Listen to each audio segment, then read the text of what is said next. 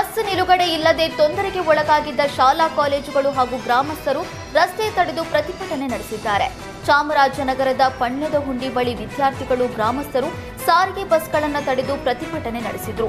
ಚಾಮರಾಜನಗರ ಮೈಸೂರು ಮಾರ್ಗದಲ್ಲಿ ಪಣ್ಣದಹುಂಡಿ ಬಳಿ ಪ್ರತಿಭಟನೆ ಬಿಸಿಗೆ ಕೆಎಸ್ಆರ್ಟಿಸಿ ಬಸ್ಗಳು ಸಾಲು ಕಟ್ಟಿ ನಿಲ್ಲುವಂತಾಯಿತು.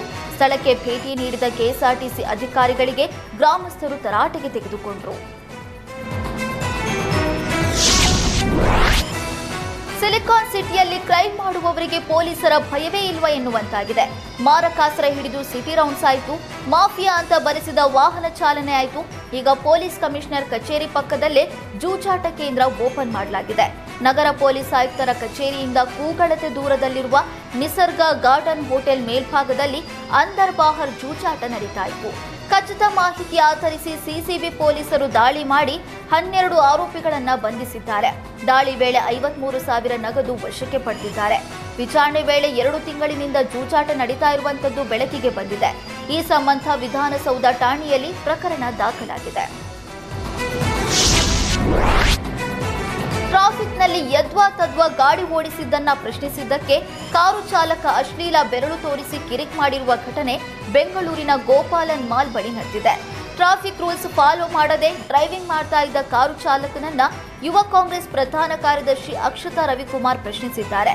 ಈ ವೇಳೆ ಅಕ್ಷತಾಗೆ ಅಶ್ಲೀಲ ಸಿಂಬಲ್ ತೋರಿಸಿ ಗಲಾಟೆ ಮಾಡಿದ್ದಾನೆ. ಅಕ್ಷತಾ ರವಿಕುಮಾರ್ ಚಾಮರಾಜಪೇಟೆ ಪೊಲೀಸ್ ಠಾಣೆಗೆ ದೂರು ನೀಡಿದ್ದಾರೆ. ಆರೋಪಿಯನ್ನ ಬಂಧಿಸಿದ ಪೊಲೀಸರು ಎಫ್ಐಆರ್ ದಾಖಲಿಸಿಕೊಂಡಿದ್ದಾರೆ. ಬೆಂಗಳೂರಿನ ಎಂಜಿ ರೋಡ್ನಲ್ಲಿ ಖದೀಮರು ಹಾಡ ಹಗಲೇ ಡ್ರ್ಯಾಗರ್ ಹಿಡಿದು ಬಂದು ಪುಂಡರು ಸಾರ್ವಜನಿಕರಿಗೆ ತಕ್ಕ ಶಾಸ್ತಿಯನ್ನ ಮಾಡ್ತಾ ಇದ್ದಾರೆ. ಕಳ್ಳತನಕ್ಕೆ ಆಕ್ಟಿವ್ ಆಗಿದ್ದ 4 ಖದೀಮರು ಮಹಿಳೆಯರನ್ನ ಟಾರ್ಗೆಟ್ ಮಾಡಿ ಕಳ್ಳತನಕ್ಕೆ ಯತ್ನಿಸಿದ್ರು. ಇದನ್ನ ಗಮನಿಸಿದ ಸಾರ್ವಜನಿಕರು ಕಳ್ಳರನ್ನ ಹಿಡಿದು ಥಳಿಸಿದ್ದಾರೆ.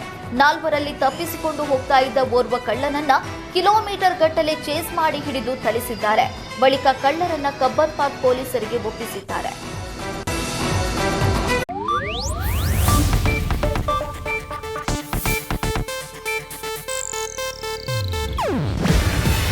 ಇದು ಏಷ್ಯಾನೆಟ್ ನ್ಯೂಸ್ ನೆಟ್ವರ್ಕ್ ಪ್ರಸ್ತುತಿ.